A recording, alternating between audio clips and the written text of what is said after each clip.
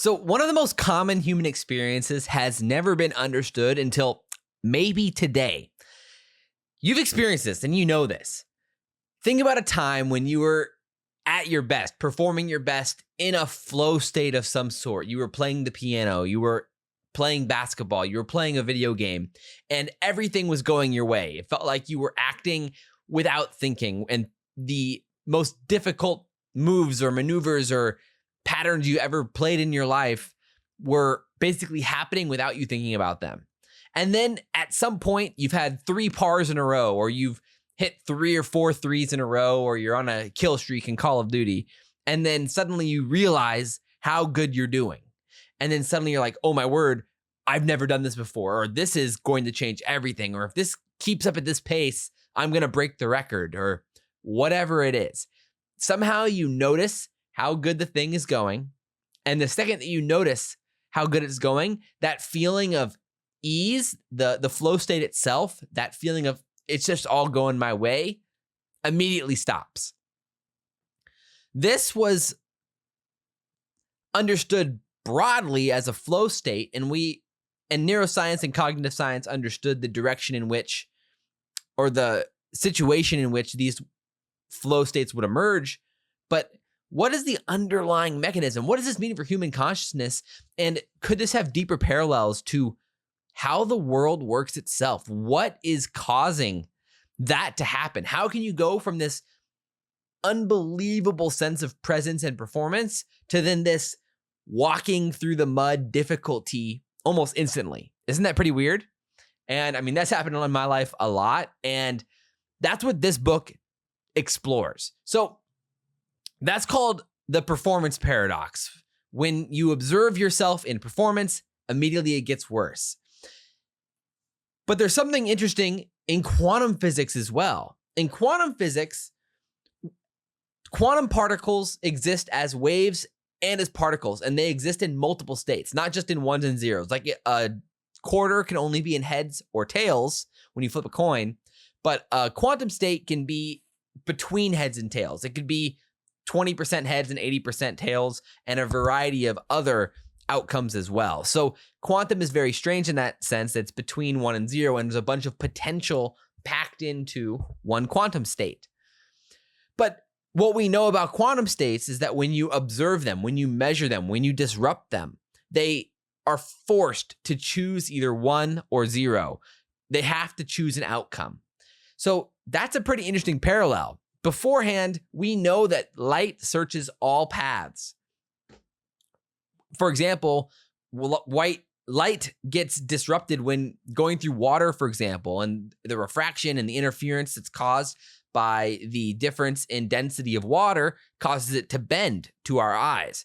Same thing in the world. And Einstein showed us in relativity that the light follows the fastest path to other planets, but these paths are forced to curve around the interference, which is gravity, mass. So how then it's searching all possibilities and finding the most optimal one. But then when we observe it, or when it is measured, it's forced to then choose one or the other. This is very well demonstrated in, if you're familiar with it, the double slit experiment in quantum physics. And if you're not familiar with it, there's plenty of videos on YouTube that do a great job of explaining it. But basically, a photon, for example, acts as a wave as it goes through 2 slits until it's observed. Then it acts as a particle, and it only goes through 1. And this is observed through the interference pattern that emerges after the wave goes through both slits. Because just picture 2 ripples in a pond. If you drop 2 rocks into a pond at the same time, the waves will hit each other and then interfere in this really cool pattern. It's the same thing happening, but mathematically through the search space of probability with light and photons. So this gets pretty weird, okay? This is where quantum physics, from the average physics perspective, gets very strange and hard to understand at times, but it's really fundamentally not that difficult. A particle is also a wave. It searches all possibilities, and then when it's forced to choose by getting observed in some way, and then it has to go either to 1 or to 0, okay? So fundamentally, what's happening there Well, isn't that kind of weird? It seems like there's maybe some parallel here between us observing ourselves and us observing a particle. So this has been well theorized in quantum physics about how maybe human observation in some sense has an effect on particles and waves. But what's physically happening when you're observing something?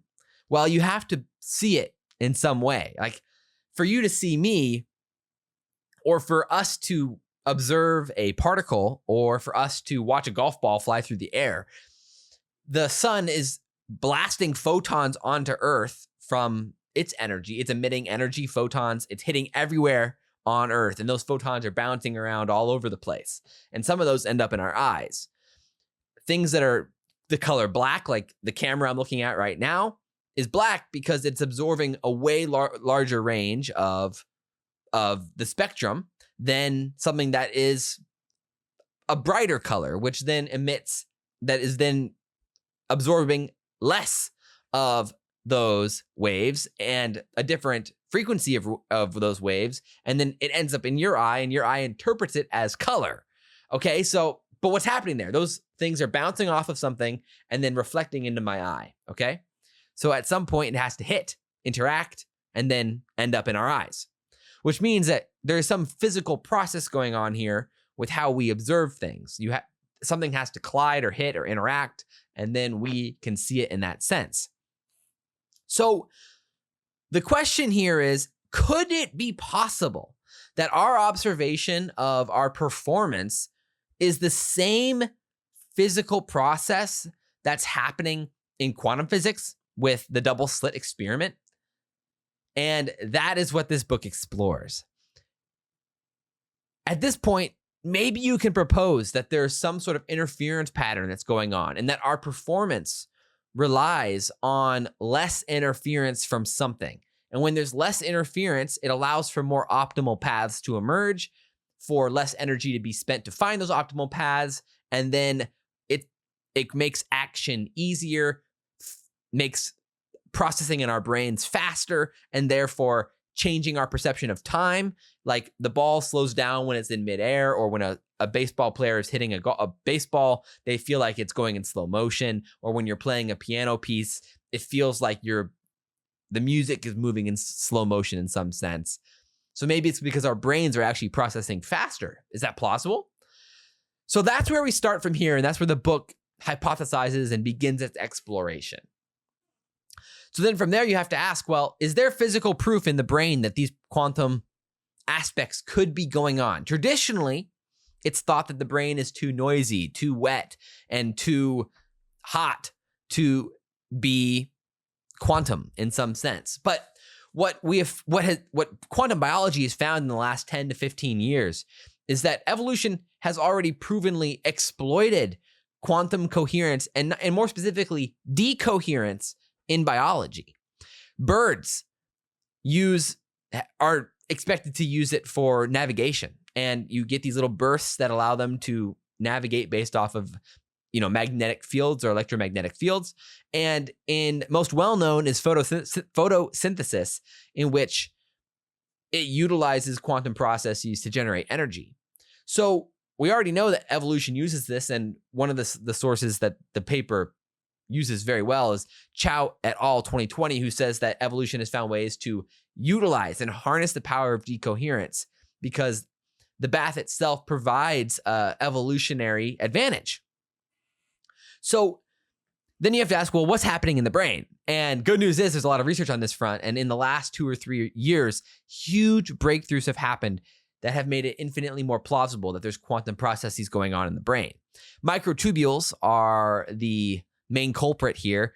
And if you're familiar with any of the quantum consciousness research, specifically from OR and Stuart Hameroff and company, who have done incredible research on this front and really led the field in quantum biology.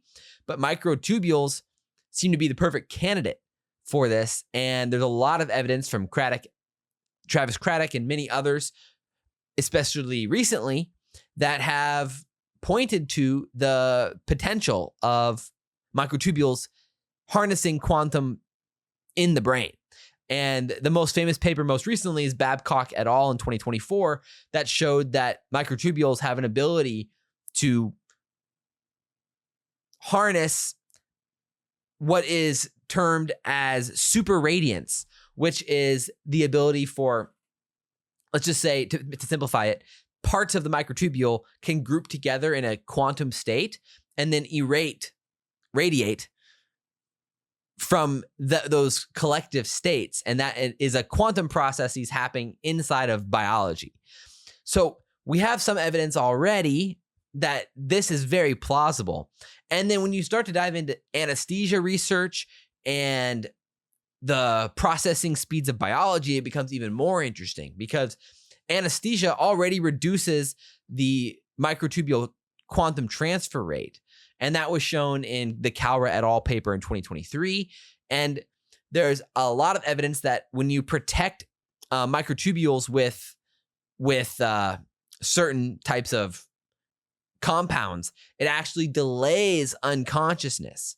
So if you then take what that means that microtubules are inherently important for consciousness, and it's the processes that are exactly shown to be quantum. So that means there's some sort of connection here between quantum consciousness and performance and quantum physics already at this stage. So now we know that, nature exploits decoherence. It's not avoiding decoherence. It's actually harnessing it in some way. So then the question is, well, okay, maybe the brain isn't always quantum, which seems logical. I mean, we already know that so much of neuroscience and everything else, there's a lot of already established science on the classical side of the brain. So is it possible that the flow states, these moments of thinking fast, are the fast side of your brain, and then there's a classical slower side of your brain? And when you go and look at cognitive science, this research already exists. This is called dual process theory. Daniel Kahneman already won Nobel Prizes for work on this front, essentially, showing that there's a fast side of your brain and a slow side of your brain. So we already know this exists in cognitive science and in psychology, but there's never been a biological reason for why it would exist. And maybe this could be the pathway. So why would it be beneficial for the brain to swap between this fast and slow thinking? Well, would evolution select for something like this? And then if so, if there's a way to, if we already see that the nature already harnesses this decoherence in quantum physics is the process of going from quantum computing to classical thinking, or from many possibilities to one possibility. It's the process of decoherence, which results in collapse. Collapse is the final result of 1 or 0. So decoherence is the process, and then collapse is the final result. So what would be the advantage of the fast and slow sides? Well, if one potentially is quantum, for example, or just really fast and parallel processing, it allows you to identify paths, patterns, and follow things quickly, compute where things are going to be, make predictions based off of smaller amounts of data, to search large landscapes and to find patterns and results and optimal paths through those large landscapes of data or information. And of course, in survival, that would be extremely valuable, whether it's making a decision on, for example, calculating when to throw a spear and hit the monkey in the bush or in the tree. It's like, that's a hard throw, but to calculate the path the monkey is on and then to throw a spear, that takes excessive amounts of parallel processing to narrow in on the speed, project the potential movements, the anticipation of everything that could occur in that moment. But at the same time, at some point, you have to be able to go back and talk and speak language. Language is a linear process. There's grammar to language. There's a lot in society that's very valuable based off of linear thinking. I mean,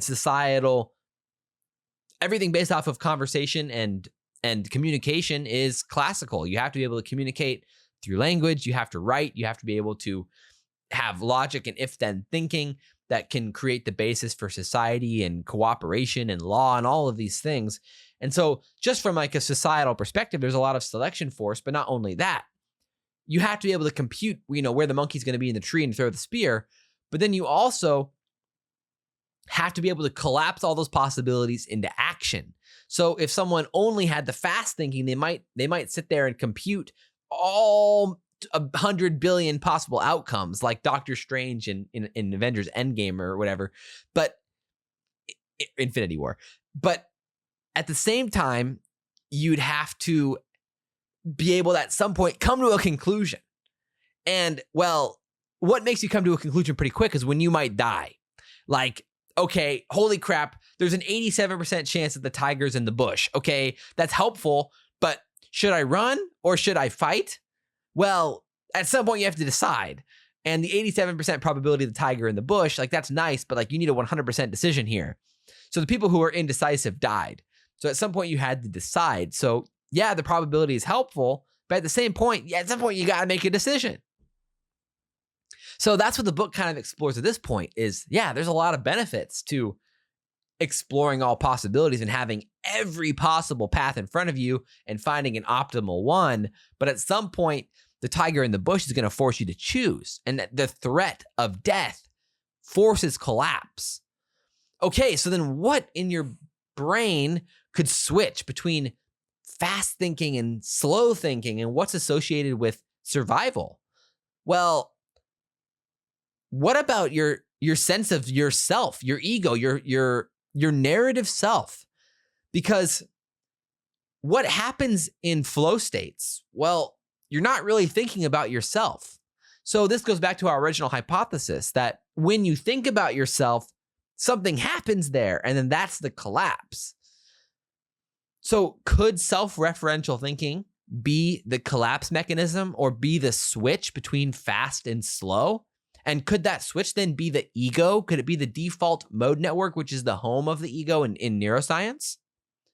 So that would generate a hypothesis of sorts, which is that the default mode network would have traits that would correlate to when there's the dissolution of the self, when there's less self-referential processing, there's increased flow and efficiency and sense of presence and consciousness, which we know, and Carhart-Harris showed in his research, that psilocybin, even though you lose your sense of self on psilocybin, you feel more aware, more present, even though psilocybin inhibits a lot of things. And so it doesn't just inhibit, just your sense of self, but the fact that you actually feel more aware while on psilocybin, yet you think less about yourself, is a correlating evidence.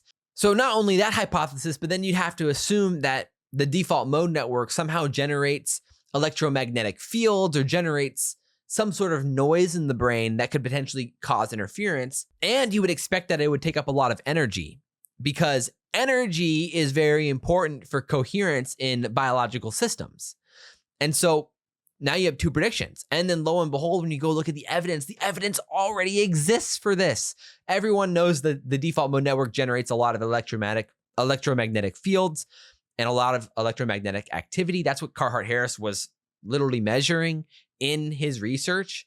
We already have a chain of evidence in quantum biology all the way down to microtubules from electromagnetic fields. I mean, Mike Wiest already has evidence that shows that calcium pathways physically affect microtubules. We already have the evidence from Babcock et al. And Calra that the microtubules can be affected by anesthesia and already produces quantum states, and both energy is needed and the structure of the microtubules needs to be maintained. And so there's a fine line here between coherence and decoherence. And Carhart-Harris, in his entropic brain hypothesis, literally stated that from all of his research shows that the brain exists at a critical point between entropy and order. And that there's this critical point, and when the dial shifts just a little bit, it has a massive effect on the brain. And that's literally what this would cause. So a lot of the evidence is starting to line up here that maybe this is plausible. So then, considering that if the ego is indeed this switch between fast and slow thinking, Something else we know in cognitive science is the fact that at some point the brain has to focus or figure out what to focus on. And that's an extremely difficult problem. I mean, there are infinite signals in the world. We are receiving so much information at once. I mean, why am I focusing on the camera right now and focusing on talking to y'all when I could literally be focusing on the color of the walls, the feel of the carpet on my toes right now, the look of the poster on the wall, the fan rotating right now, the sound of the air conditioning going off in the background, the sound of a fan I can hear in the distance. There's some cars driving by on the highway. I could focus on the color of the drapes, or what's going on the computer screen right here, or infinite amounts of things, not to mention anything else that could be going on in the world right now that I could hypothesize about or consider or think about what happened earlier in the day. So how does our brain figure out what's important to us right now? What we should focus on right now? That's a really hard problem as well. So not only is the fast side narrowing down exploring all possibilities, and then the ego is helping narrow down what we should focus on, but it's also part of what switches between this quantum exploration or this fast thinking, this flow state, and the linear practice, language, logical thinking side. So there's this explore all possibilities up here, then there's some sort of switch and narrowing process that happens here, and then there's the slower thinking down here that is where we interact and think on a logical day-to-day basis out loud and through, analysis and expertise. But then the question becomes, well, how would the ego actually constrain all of this? What's going on internally in the head? What's generating all this noise?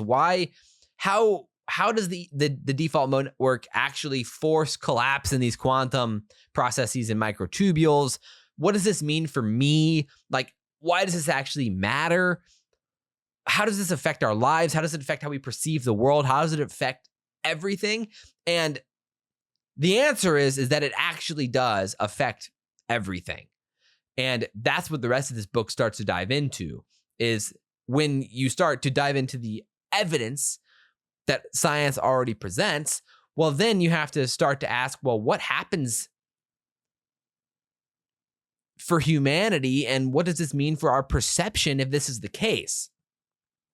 So we have to explore then, well, what is happening in the head when the ego is in this self-referential mode, when it's thinking about itself, when it's trying to figure out what's going on. So again, the default mode network and the ego, what is the ego doing? The ego is differentiating between me and you, between hot and cold, this and that. It's a differentiating machine, and it creates meaning for us. So it's not just who am I, but it's what the world is and how I relate to the world. And there's a massive meaning structure that starts at the bottom and works its way all the way up as we, develop. I mean, as a kid, you have to first learn, what a cat is. And then you start calling dogs cats. And you're like, oh, no, that's not a dog. That's not a cat. That's a dog. And then you have to start to ask, well, oh, there's animals. Oh, there's animal kingdoms. There's different types of animals. Oh, animals are just one type of life form in general. And there's all these categories that exist. There's different breeds of cats. And you can go all the way down and all the way up these meaning hierarchies. And then not only that, but you learn the cat's role in society and what it represents and all of these things. So over time, these meaning structures get built. And sometimes, and that's a very abstract and non-relevant example, but as kids, you learn things, you learn beliefs all the time. Don't touch that, don't be that, do this, don't do that, think this, don't think that, act this way, don't act that way, act this way in this scenario, don't act this way in that scenario. And over time, you integrate all of this into who you are as a person. And sure, your genetics play a role, but the environment plays clearly a significant role as well in manifesting what genetics, or enabling what genetics to manifest in your life. And okay, so then what's happening in the brain for all of these beliefs, these meaning structures? All of this is part of this default mode network that's somehow processing information. And what do we know about the brain? And this is shocking. The brain makes up 2 to 3% of the body's mass, yet it uses 20% of the body's energy. And that's even way more extreme for infants and small kids. So the brain's already using a massive amount of energy compared to the rest of the body. And then the default mode network, the ego, uses 40% above baseline for the brain. So there's a massive amount of energy in this little area of the brain. So what we know about energy in physics is that the more energy happening in a closer space creates heat. I mean, this is why you have to have, liquid cooling on extremely powerful computers, because the more energy you pack into a little area, why a CPU has to be liquid cooled is because there's so much happening, little energy happening in such a small little area. You have to use energy to cool the hot stuff just to prevent it from starting on fire. So in the brain, the default mode network, when it's active like crazy, I mean, we literally have words for this as humanity. It's like, my mind is racing. My head is fuzzy. I have brain fog. Like, all of these terms are relevant to the physics underneath. The default mode network is just firing constantly, and it's using up a ton of your energy. So it's no surprise that people are tired all the time, and that depression is associated with increasing self-referential processing, and then you are more tired as you get depressed, because it's extremely expensive to be in that high level of self-referential thinking always. And what becomes inaccessible is stuff like flow states in those mental states. So we already know all of this in psychology and neuroscience. I mean, this is well-known, established science. So then the question is, well, how does this relate to the quantum side? How does this relate to thinking fast and thinking slow? Well, again, if you think back to the energy, what we know in thermodynamics is that Landauer showed us that every bit, erasing one bit, costs kBT ln2.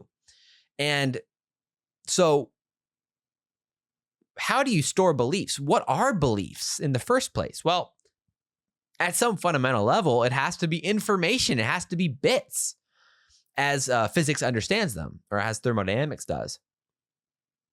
So think about how expensive that is for the default mode network to continuously update and maintain all of these beliefs that one has over time. And not only that, but like, what does this mean? Or like, how is this going to affect my life? How is this going to change things? If I use this emoji in this conversation, how is it going to change my life? Like, is my life going to fall apart if they reply in this way? Like, if I lose my job, what's going to happen? This cascade that you can see how the mind can just roll downhill in that regard. And the self-referential processing can just never end. And that's going to be expensive. When your mind is racing, you don't feel like you're relaxing, because you're not. You're spending a lot of energy to do that. So what do we see in psilocybin? Well, psilocybin, again, disrupts the payments. And what does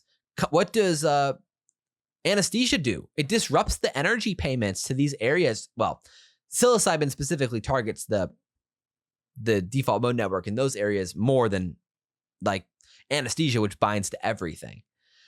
So anesthesia is more about the certain areas that are affected by what's binding to it, versus psilocybin, which is just really going after a more targeted area per se. But so when you think about what beliefs are in these massive structures, well, the thing about entropy that we know in physics is that things want to return back to their base states. They want to dissolve. They want to become more chaotic. They want to go from order to disorder. So what is order? Well, order in the brain, in the psyche, is belief. It's meaning. It's structure. We feel like we live in an understandable world with things that we know and things that we believe to be true. And so these identities and these beliefs have to be maintained with cost, and they have to be defended. So when they're thought to be threatened, well, that's going to change energy landscape of your body, and it's going to force the defense to manifest. And these are emotions. These are the energy cost associated with having beliefs. So what does science say about beliefs in general? Do beliefs matter? How do we perceive the world? Well, when you look at the research, this is some of the most mind-blowing research I think out there, is the fact that we know that your perception or your belief about things changes how your body reacts to those things. The most famous example is the crumb milkshake example, where participants would have either a milkshake that had a lot of calories or very few calories, even though it was the same milkshake. And because they believed it had more calories, their body reacted differently than those who believed it to be healthy versus unhealthy. And there's a ton of other experiments in this vein. For example, there were housekeepers who were like basically indoctrinated to believe that housekeeping was a workout and an exercise. And they actually ended up losing weight while doing housework and like cleaning the house as like they were like cleaners. And then those who believed that it wouldn't help you lose weight didn't lose weight.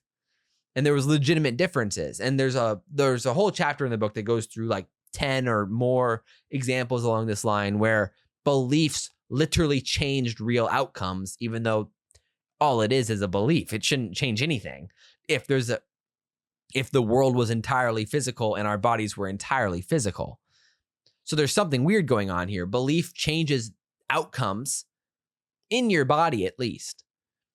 So that means there's a connection between beliefs and the ego and quantum and consciousness in some sense. And because again, we're limited to what we can see, feel, touch, and sense. Like we're limited to the senses of our body. Unfortunately, we can't ever escape our head. It's all we got. In the same way that the camera or you are seeing me and you're seeing me in a real way, at the same time, it's not actually me. It's an incredibly accurate representation of me. My hand looks like my hand and my face looks like my face, but it's not actually me.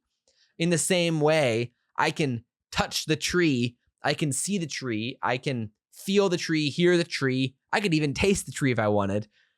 But unfortunately, I can only see what my eyes are reconstructing of the tree, which is why visual illusions, like all of those classic illusions that you can look up online, are important, because it does show that our minds, see what we want to see in some sense at times. So there is some sort of real world out there, but there's also some sort of perception that changes how our body interfaces with the world. So there's some sort of in-between happening here, which is pretty interesting.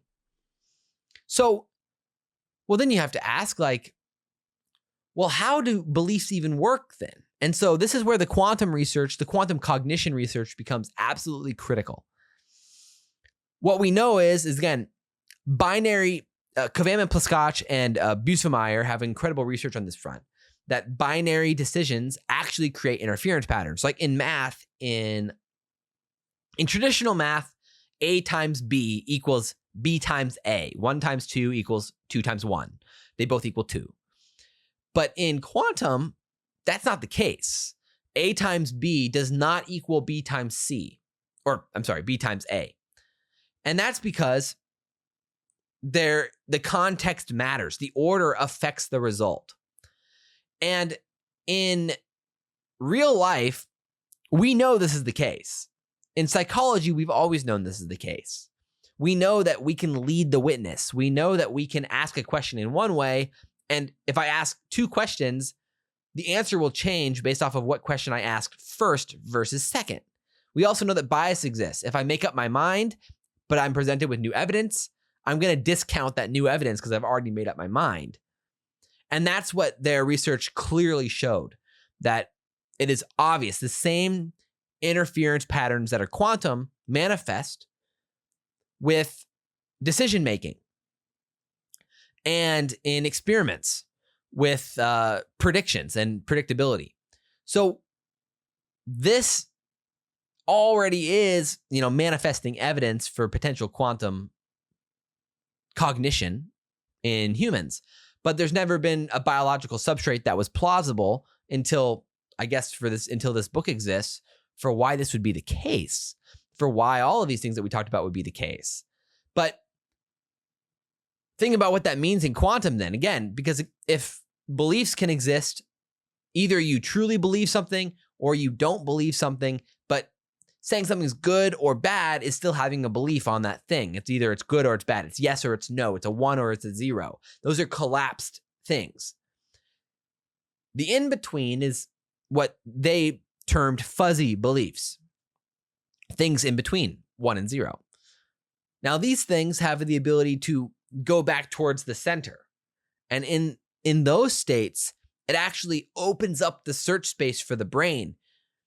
So the advantage here is the disadvantage here is that rigid identities, rigid beliefs, strong opinioned people who have a very, very strong sense of self. I am this and I'll never be that. Those allow them to make decisions quickly, move quickly, operate in the world in a way that's coherent to who they currently think they are. But there's a trade-off here. And the trade-off is they'll never know what they're missing out on. And this is actually there's a quantum principle for this. It's Heisenberg's uncertainty. You can't know the precise location of a particle and the momentum of the particle at the same time. You can only know either one or the other. So in the parallel in humans is you can know who you are, but at the cost of never knowing who you could be. And if you sit with that, that's pretty devastating, because that means the more you think you know who you are, the more likely you are to miss out on who you could even be in the future. And I experienced this in my own life. Back in the day, I had a very strong sense of this is who I'm going to be. This is the path I'm going to take. This is what I'm going to do in my life. And at some point I had to give up. Whatever, I don't care anymore. And then from that emerged all of this work in insane insights. And we'll talk about in just insane work, sense of flow. And it doesn't feel like these ideas came from me in any way. It feels like I'm a gardener of these ideas, and that I'm a collaborator with humanity in these ideas. They're not really mine in any way. At least it doesn't feel like that. Maybe legally they are, which is a thing, but from a collaboration standpoint, from a contribution standpoint, it doesn't feel like that at all. Anyway, all of that to say is that these fuzzy beliefs actually enable your brain to explore a way larger search space. So there's some sort of correlation between the amount of beliefs you have and this narrowing we talked about earlier, this relevance realization. If up here is the entire search space, the entire vast ocean of what you could explore, and the most optimal path exists somewhere in there, it's possible the most optimal path is completely blocked off by all of your beliefs, that your beliefs have completely narrowed that search space, which can be valuable in survival. And again, this is not a negative, but it's just there is a trade-off here. And the trade-off is you might miss out on the most optimal path, the path of least resistance, because your beliefs have narrowed you to this subsection of a search space. And from there, you're going to find a path, but it may not be what could have been optimal up here.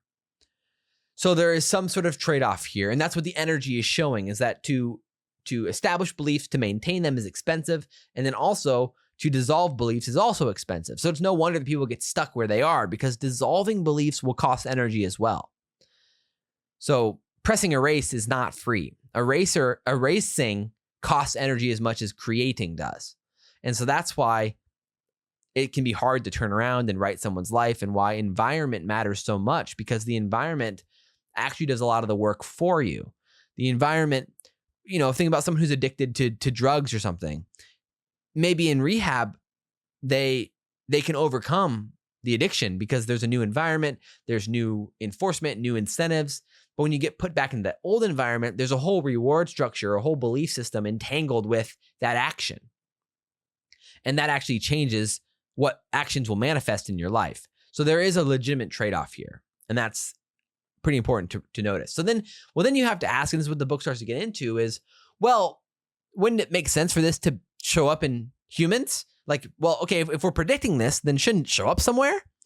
And lo and behold, in cognitive psychology, this research, in developmental psychology, this research already exists. These are called the levels of consciousness or the developmental stages. There's different terms for this depending on the researcher you're reading, whether it's Keegan or Wilbur or Cook Gruder are some of the main ones in this area. But Cook Gruder has done a lot of research on this on thousands and thousands of participants, and there are 9 levels that emerge of consciousness, of belief orientation, of how one organizes their life, organizing principles in human populations. And Robert Keegan, had a little bit different perspective. He said that there were different types of perspectives that one could have that manifest in populations. And so he documented those. And Wilbur also did a lot of research on that front as well. Anyway, but the evidence here is the point here is that there is a manifestation of a relationship to one's ego and to belief and to how one operates in the world and sees the world that seems to manifest in human populations on this front. And so from there, you have to ask, well, is there something else going on? And that's what the book really starts to get into here on the physics side when it comes to, well, what actually is happening? If you take all of this literally, well, then what's happening at the core? And I'll save that for another video for now, but there's a lot of convergence also on this front. I mean, if you take a lot of think about the spiritual language and all of those fronts. I mean, Carl Jung famously worked with Wolfgang Pauli on uniting physics and psychology, or the psyche, and his ideas. I don't have time to go into detail here probably, but in the book it outlines how shockingly coherent his ideas line up here. Rick Rubin, a famous producer, he talks about similar ideas on this front when it comes to how you have to get the ego out of the way for the most optimal outcomes to manifest and all of these things. There's a lot of different language on this front, obviously in Buddhism, Taoism, Christianity, across the board in religious speak. A lot of these ideas about getting the self out of the way and letting something greater than you take over or operate is very common language. And this would definitely point to how, God could work, or how the most optimal path can manifest itself when oneself surrenders in some sense. So it's very interesting to think about these things on those fronts. And so the core here is that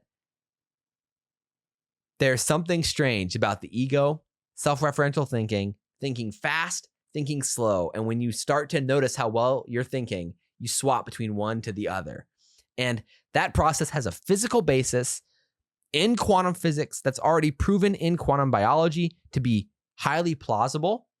And from there, it has massive effects on human consciousness, on humans and how we operate in the world through beliefs, through finding the optimal paths for action, and for how we relate to each other and to ourselves and our ego at the end of the day. And there's a lot more to explore on that front. But hopefully this gives you a little bit of a teaser for what the book's doing, what all of our work's doing, and all of this manifested, or not manifested, but, emerged from that one question.